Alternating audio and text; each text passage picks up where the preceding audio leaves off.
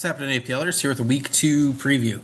First, I'm going to run through week 1, some of the surprises we had in week 1, maybe some of the disappointments, and then we'll go through each matchup in week 2 and who we think might come away with victories in week 2. So, first things first, the 5 winners got together on Tuesday, took a picture at a local football field there. So there's the winners, and we'll go through some highlights here. So the matchup between me and Daggy. Got some nice stuff from Lamar and Zay on Sunday night. Those are the key performers for my squad. Otherwise, it was a bunch of okay stuff.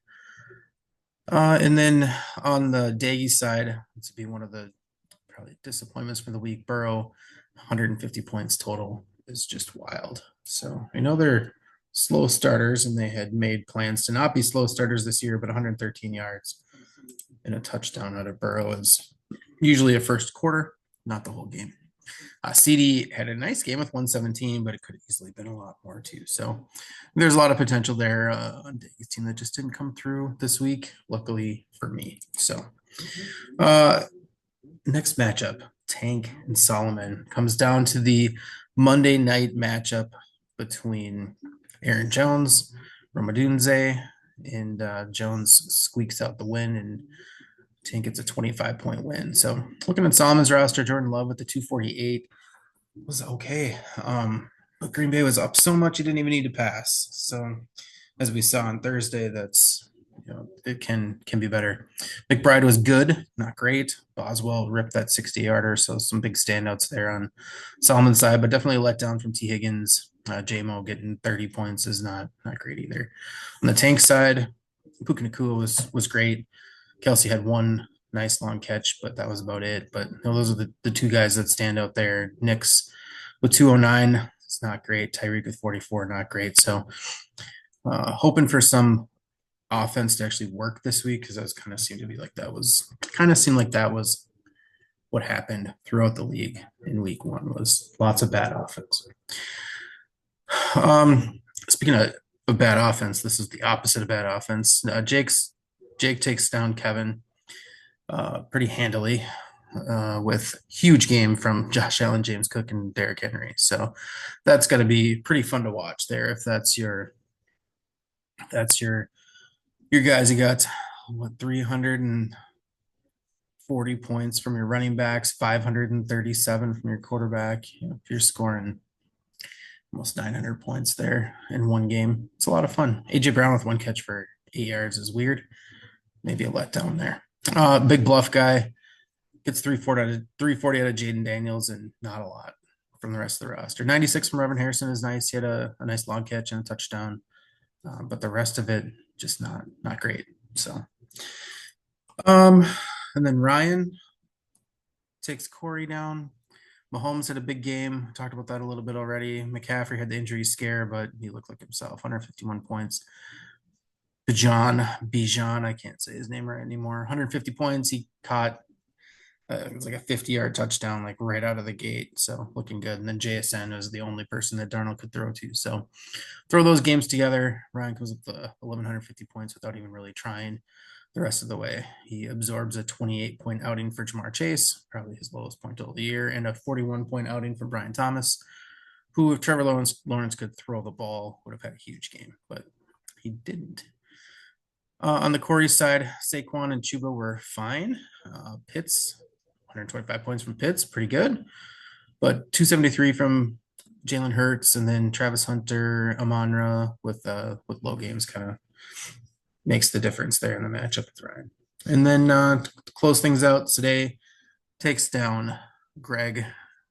Talked with Greg a little bit on Sunday. He was not happy. Today loses Xavier Worthy 3 plays into the game. Gets a 0 there. So it's a bummer. The rest of the roster was good. 149 out of his kicker. Brock Bowers did Brock Bowers things for 211 points. Emeka Abuka, 2 touchdowns. Definitely looked the part there as a first-round rookie. 120 points. the aforementioned Trevor Lawrence, not great with 219. On the Greg side of things, he and I talked, like I said, on Sunday, and it was just nothing goes Greg's way. So Baker gets 283, Laporta with 164. Those are the highlights. So we'll move on from there. So standings after week one, Jake and Tank have the 1-0 lead in the Ross division. And then in my division, Ryan, today, me at 1-0. So a lot of football left, but that's what things look like. So we'll jump into week two. All right. So first matchup here is Ryan versus Solomon. So obviously, like we just talked about, Ryan's 1-0, Solomon's 0-1. Solomon wants a win. Talked with him a little bit this week too about frustrations in week one, and I think there's just a lot of unknown stuff all over the place. So maybe things will even out a little bit in week two. So looking at the matchups here on the Ryan side of the ball, Mahomes gets the Eagles. They're playing at 3:30. The Eagles seem like a tougher matchup. They were last year anyway. Pretty much shut Dak down on Thursday, but not sure if that was Dak or if that was his receivers. So Mahomes has less weapons now. There's no Xavier Worthy. So it's all Hollywood Brown, Juju Smith-Schuster, and Tyquan Thornton he's throwing the ball to. I feel better about that when Rashee Rice and Worthy are back. So I think that's a tough matchup. 313 there for Mahomes. McCaffrey gets the Saints, great spot. Bijan gets the Vikings. Not a great spot, but guy's just involved all the time. Maybe a little bit of a concern because Tyler Algier got a lot of carries last week. Falcons still really like him, and they aren't afraid to mix him into the workload there. But still have to feel really good whenever he's in your lineup. Wide receivers are ridiculous on Ryan's roster. So JSN, Jackson Smith, and Jigba. I mentioned he's basically the only person that Sam Darnold threw to last week, and I guess target share is like 58% or something absurd like that. Tougher matchup against the Steelers this week. I know Joey Porter's out, but they still have Jalen Ramsey, so maybe he'll follow JSN. I know Ramsey is playing the slot corner, and JSN was playing the slot 40-ish% of the time. Maybe he'll follow him. We'll see. But still, really good spot. Brian Thomas, talked about that a little bit in the week one rundown. Saw several videos of Trevor Lawrence just missing wide open Brian Thomas on huge routes. I know Liam Cohen was asked in a press conference about, is like Brian Thomas not a featured player in the offense, and he was very quick to throw Trevor Lawrence under the bus and said he definitely was. If we'd make throws, he would have done a lot better. So in that game, that's the game of the week right there, Jags Bengals. Got to feel good about Brian Thomas. Also have to feel good about Jamar Chase anytime, but especially in the Jags Bengals game. So really good spot for those two guys. Tight end is the probably only weak spot in Ryan's lineup here. Harold Fannin is the hot waiver wire pickup, the number 2 tight end for Cleveland. Gets the start here, even though Evan Ingram goes from being dead to being healthy all in the course of a few days. So Ingram is available. Fannin gets the start, so projected for 73 points. Kickers, I have everybody's at 75 because the projections suck for them, and Ryan's defense looks pretty solid. Overall, Ryan's lineup is still scary, and maybe Mahomes has an off game against the Eagles. Maybe Bijan is tough against the Vikings, but the rest of it looks like it's in a spot to do good things. On the Solomon side of the ball, we get Jordan Love on Thursday night, goes for 363. Great night. Looked really good. Looked like they could do pretty much whatever they wanted against what's supposed to be a good Commanders team. Running backs are also the strength, one of the 2 big strengths of Solomon's team here. So Bucky Irving and Jonathan Taylor. Bucky gets the Texans. Jonathan Taylor gets the Broncos. Neither of those feel like a huge breakout, like great spot for them. The Texans defensive line is really good. Overall, their defense is pretty solid, and then the Broncos also have a nice defense. So tough matchups there. Solomon gets his part of the Jags Bengals game here with T. Higgins. So we'll see what the breakdown is between Higgins and Chase. Neither of them did much last week. To think that they will do some stuff this week. Johnson, hot waiver wire pickup for Solomon, trying to fill that third wide receiver spot. I was hoping that it would be Matthew Golden, maybe hoping that that would be Roma Dunze.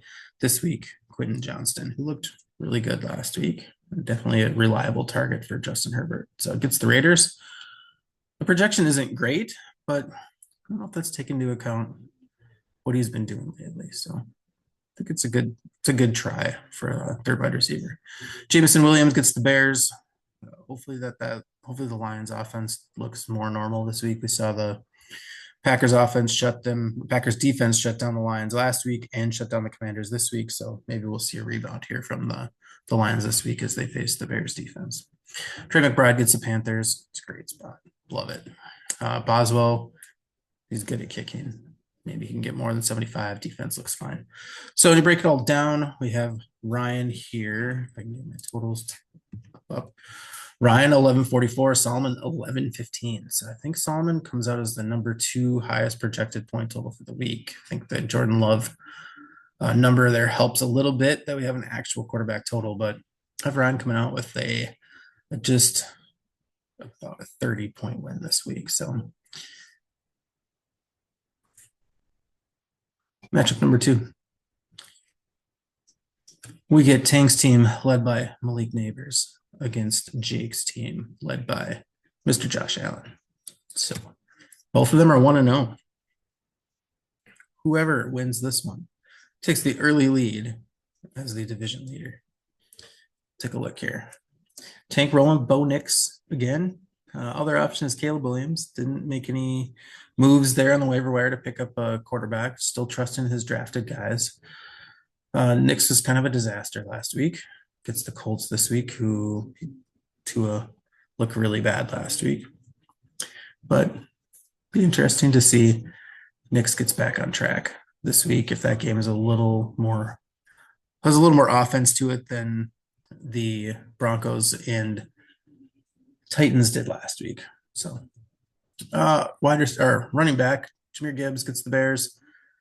Again, can't be worse than last week for the Lions. Gibbs is really fun. Great. So kind of like that spot. Also have to like what Aaron Jones did to the Bears as the receiving back, and think Gibbs can do some of that stuff. Marion Hampton gets the Raiders. Should be fine there. I think that's an easy start for the second or for the number 2 running back there for Tank. Wide receiver looks really strong for Tank here. We get Malik Neighbors against the Cowboys. I was talking to Tank this week and was concerned about Neighbors' body language on the sideline. He is really not doing well last week. His coach was trying to give him a high five, and he wasn't having any of that, and just felt that's kind of a bad look. And so some of that came out in the press conferences this week, and Neighbor said he's fine. He's getting plenty of targets. He just has resting bitch face, so he's not pissed. That's just what he looks like. So hopefully there's nothing to worry about. Not a PR shitstorm brewing, like a second one, because we already have one with Tyreek Hill. Puka Nacua, good, great, grand, wonderful, awesome. He'll have 10 catches. 102 is probably low. And Garrett Wilson, it looked like Justin Fields could actually throw the ball last week. Now we get the Jets against the Bills. They're going to need to score some points. Garrett Wilson might be a really nice value for Tank here. Bretton Strange gets the start over old man Kelsey. Tank wants his part of the Jags offense against the Bengals in the big Jags and Bengals game. So I thought Strange looked good last week. They stopped passing because they were up by so much. But definitely looked the part, and he was involved early. Bates at kicker. We'll see if the Lions actually kick field goals if they don't just go for it on 4th down, and I think the defense looks fine. On the Jake side of the ball, it's those top 3 guys there that did the damage last week that still look scary this week. So Josh Allen plays at the Jets this week. I don't know if he's ever a concern that he's going to have an off game. But 349 points is the projection. That's a healthy margin over the 284 for Bo Nix. James Cook gets the Jets. I think you saw on Sunday night what he can do. Just a little dump off pass and pretty soon we're 50 yards down the field. So 97 for Cook. Just doesn't get all the rushing attempts for the team, but still got to feel good about him. Derrick Henry against the Browns. Like I've read, he had averaged like 6 points a game against the Browns as a Titan. And then last year he had like 22 points a game. That's in like normal fantasy scoring, not APL scoring. The moral of the story is he crushed the Browns last year. So there's no reason to expect he shouldn't this week, especially when their D-back is talking about how he's not that hard to tackle. So maybe some angry Derrick Henry coming at him this week. AJ Brown has to be more involved than last week. Said that was the Dallas scheme that took him out of the game, but we'll see. I think that maybe get a little squeaky wheel here, get some AJ Brown stuff going early. Mike Evans against the Texans on Monday night. 85 points projected here. Just kind of want the Bucks to throw more than they did last week. Evans has to be involved. DK is getting fed a lot last week from Rodgers, and don't see any reason for that to stop. Seattle doesn't really want to pass the ball at all, so probably not going to score as many points as they did last week, but DK is still going to be the feature back. Dalton Kincaid gets the start at tight end. So we got Jake with Allen, Cook, and Kincaid all rolling here. So you need those Bills to do some good stuff. Matt Gay missed 2 field goals on Thursday, so that 36 could be looking a lot better than it is. Edgerrin Cooper was great. Dodson was really good last week, and Wagner was fine on Thursday night. So if the total's going here, and we have Tank squeaking by with a 28 point win here. So really close matchup. I think this one comes down to what does Bo Nix do, and then what do the Bills do? Is that Bills Jets game full of points and yards? If it is, Tank's in trouble. If it's kind of kept within reason, then probably Tank sneaks through. All right, next matchup, we get Ross versus Daggy. The battle of Medtronic and the battle of 0-1. So we talked about Jake or Tank will be 2-0 and leading the division. One of these guys will be 0-2 and at the bottom of the division. So run through the matchups here. Jaden Daniels won on Thursday night. He got 283. He had like under 100 points sometime in the third quarter. So a lot of garbage time stuff to get up to 283. Probably hoping for another 100 points on top of that if you're drafting Jaden Daniels in the fourth. So bit of an off night against a tough defense at 283. Running back, Ashton Genty. Raiders got real stuck last week. Couldn't run the ball at all. Genty caught the ball, caught enough passes to make it reasonable. Gets the Chargers this week. I think until we see a little bit more, it's reasonable to expect him to be good. Second running back, Ross was excited on Monday night. He said he had found his second running back. Jordan Mason is the guy, his second running back. Thought he looked good. It sparked the Vikings. Helped us get back on track to beat the Bears. See if that leads to any additional carries. I'm still going to split carries and split time with Aaron Jones. So 76 points is the projection. Marquise Brown fills in probably as the third wide receiver here for Ross. It's the free agent pickup. Marquise had like 10 catches last week on Friday after Xavier Worthy went out. So he looks like he's the guy that's going to catch all the passes there for now. Philly's a tough matchup, but why not? We're starting Hollywood over Keon Coleman and Jaden Waddle. Waddle did shit. Keon Coleman was a monster last week, but we'll see if that's a thing, if that's just a fluke. Nico Collins is the man. He was not last week. Probably going to get force fed this week. Gets the Bucks. Seems like a good environment. Houston, the Bucks, like that matchup. Marvin Harrison, nice game last week. Gets Panthers this week. Another great spot. We'll see if Kyler can continue to support McBride and Harrison throughout the season and particularly this week. Juwan Johnson, another hot waiver wire pickup, filling in for the injured George Kittle, the on IR George Kittle. Juwan Johnson played like all week last week, every snap almost. So it was like 96% snap rate. Uh, Kellen Moore's offense was super fast. Juwan Johnson is supposed to have been a breakout, I think like every year for the last 2 decades or something like that. He has a good game, and then he usually gets hurt or he gets Taysom held. So there's no Taysom this year. So we'll see if he's the real deal or if he gets hurt. Picked up a kicker, Tyler Loop, and then the defense looks fine. So if you're counting, those are 3 free agent acquisitions in the lineup for Ross this week. Just lots of confidence. On the other side of the ball, Daggy gets Joe Burrow in that Jags and Bengals matchup. Seems like a lot of fun. So hopefully it can't be worse than 150 last week. Should be like 350, 450, 550, something like that.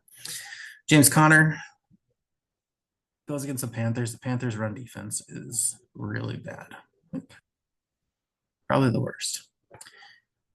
So it's a really good matchup, but Connor split more time than expected last week with Trey Benson. So maybe the top is capped a little bit there, but still a really good matchup. And then Kyron gets the Titans. He's missing some offensive line stuff, but he gets all the carries all the time. So got to feel good about Kyron whenever he's going. Wide receiver crew led by CD. I'd like to think CD goes off this week, motivated by his couple drops from last week. McConkey will be interesting to watch. Definitely he's awesome. Just concerned Keenan Allen takes some volume away from him overall. So is that a 1 week thing or is that like a thing? It would be fun to watch Monday night. The late game on Monday night, 9 o'clock on Monday. It's gonna be a late Monday night. Diggs fills in as the third receiver. He didn't play all the snaps last week, maybe being eased in from his injury there or his torn ACL last year. Gets the laughable Dolphins defense this week, so it seems like a good spot. Njoku goes at tight end. Harold Fannin also fills in very well at tight end, so double tight end there in Cleveland, and the Eagles at the Njoku side. Left the Ertz on his bench. Ertz went for 154, so probably wanted that guy in there, but Njoku should be fine. The Browns Ravens game could be fun too. Not the Bengals Jags fun, but still pretty fun. Kicker and defense there is fine. So got about 100-point win for Daggy. So he's one of the bigger favorites for the week. So we'll roll with Daggy. All right, next matchup we get Corey versus Sade. So had to go with Keenan Allen here for Sade, since Keenan Allen is a Sade standard, and it's great to see him back on the Sade roster, even if it was a free agent because he didn't believe him at first, but now he's a believer. All right, so on the Corey side of the ball, we are rolling with Kyler Murray over Jalen Hurts this week. Kyler gets the Panthers, Hurts gets the Chiefs, so maybe a toss up there. Chiefs defense has been solid. They got crushed by Justin Herbert last week, so maybe they're not as solid this week. Maybe Justin Herbert's just really good, but Corey's not going to mess with Jalen Hurts, and he's going to break up the Hurts Barkley stack there. So Kyler against the Panthers, 303 is the projection. Barkley against the Chiefs, always a home run threat. Love starting that guy every week, so feeling good there. Chuba performed very well last week. It's the Cardinals this week. I don't think the Cardinals defense really scares anybody.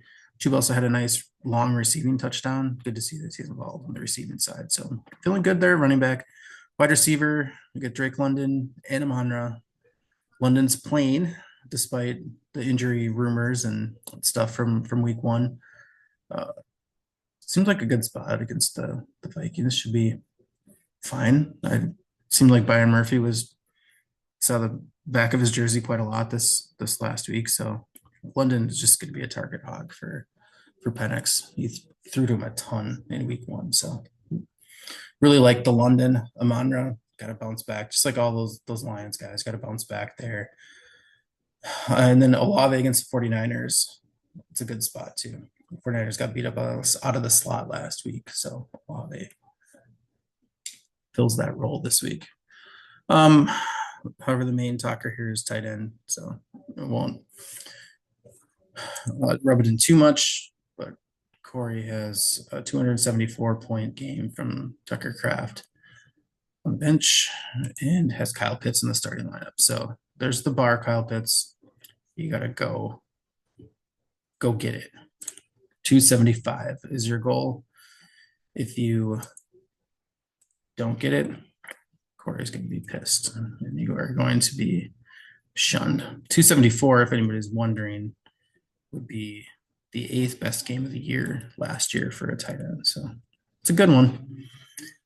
On the today side of the ball, we get Dak against the Giants. Should be fun to see if the Cowboys can throw the ball more than they did last week against the Eagles. And the running backs look strong, like the running backs. Achane, the Dolphins could be a disaster, but Achane's still performing. His touchdown run was like, we got to score points. I'm going to do it. So he's involved all over the place, running the ball, catching the ball. It's a good spot.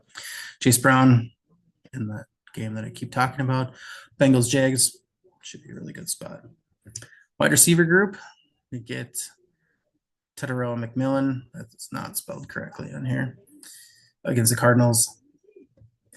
Concern about Bryce Young being back to the Bryce Young from the early in the year last year, not late in the year, but it's just one game. So Teteroa looked good last week. It was kind of fun to watch. Made a couple crazy catches. Could be a big game in store here. Emeka Buka gets the Texans on Monday night. Really promising start. Gotta like starting him. And then Keenan Allen fills in at the third wide receiver spot because we have a Xavier Worthy hurt. We have a Jamon Jennings who's questionable, kind of a game time decision type guy. And Keenan Allen just gets thrown a lot of passes. He had 10 targets, 7 catches last week. Gotta like it.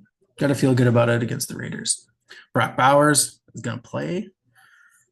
Pete Carroll said he looked great in practice. I think today is pretty excited about that. So lineup looks pretty solid. Just some questions at wide receiver there for today. So when we break it all down, we get about a 43-point margin here to this today side.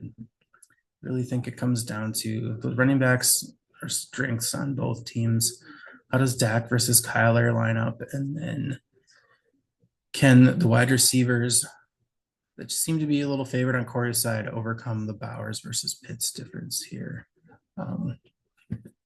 So we'll lean today. Final matchup of the week is me versus Greg. Greg says he's an alleged bye week. I don't buy that for a second. That's not real. So Greg's rolling with Jared Goff instead of Baker this week. So we got Goff against the Bears. Big bounce back for the Lions. They get to play at home this week and get to shred the Bears secondary that JJ shredded for a little bit of the game. Not a lot, but a little bit this past week. Kamara gets the 49ers. Sorry, I'm dying. Only concern from him last week is that Spencer Rattler did not dump the ball off to him like everybody has dumped the ball off to him like in his whole career. So we'll see if that's a 1 week thing or if that's what Spencer Rattler does every week. And then Ken Walker gets the Steelers. The Seahawks want to run the ball like all the time. There's a bigger split maybe than expected between Charbonnet and Walker in week 1. But still think Walker's the more talented back there and they want to run the ball a ton. So a little scared of what Ken Walker can do with his big playability. The receivers look strong. JJ gets the Falcons on Sunday night. I feel good about that one. Devontae Adams gets the Titans. I think that whole Rams offense is running through Puka first and Devontae second as far as the pass game. So he's legit. Has the ability to go crazy any week. And then Jacoby Myers is the steady guy. Gets to play against the Chargers this week. That he looked fine last week. He looked like Jacoby Myers. 8 catches, 97 yards, 10 targets. That's what he does. Laporta one of the lone bright spots there for Detroit last week. Got to feel good about starting him. So we got the Goff Laporta connection there. On my side of the ball, we get Lamar against the Browns. It's fine. Don't feel like it's a great matchup or a bad matchup. I'm just concerned that it's going to be a Derrick Henry game, not a Lamar game. We'll see. ETN, it's a nice surprise in week one. I'll throw him in the Jags Bengals game, see what happens there. Jacobs went on Thursday night, got 104. Zay Flowers, 72 against the Browns. Just hoping for more of what happened last week with Zay Flowers, and then Pickens against the Giants. Hopefully, a couple of those deep balls can connect this week that were pass interference or drops or just deflections last week. Debo got 71 against the Packers, kind of saved with a really late touchdown there. And then they're going for Tyler Warren over Hawkinson. Warren looked like maybe the focal point of the pass game for Indy last week. They definitely threw to him a lot early and often. See if that continues. And then Hawk goes to the bench based on the 3 catches for 15 yards last week. So I'm going to add up the numbers. Got Greg coming out with a 3-point win here. So I know Greg says it's a bye week, but I think the Goff to Laporta connection there can be fun. And between JJ Adams and those running backs, those are guys that are poised for some big games that can come through. So that's all I have for week 2. We have Sunday nighter, and then obviously the Sunday nighter, and then 2 Monday night games this week. So I forget, I think it's Bucks and Texans are the early game, and then it's I think Raiders and Chargers is the late game. So might be down to the wire in some of those. Hope everybody enjoys the games and none of your players die. So talk to you later.